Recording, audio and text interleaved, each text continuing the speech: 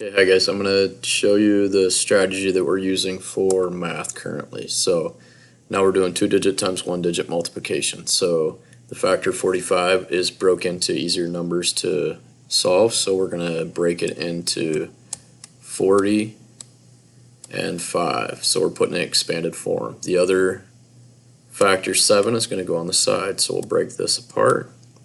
And in this section of the open array, we're going to do 7 times 4, which is 28.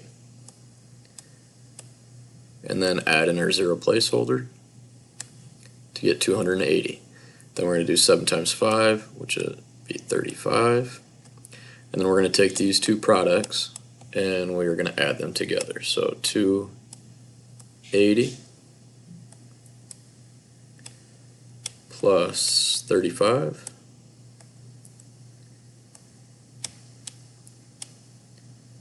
So our ones place, 5 plus 0 equals 5, tens plus 8 plus 3 equals 11, carry the 1 to the hundreds place, so 3 plus 0 equals 3, so our product is 315. I hope this helps. Thanks.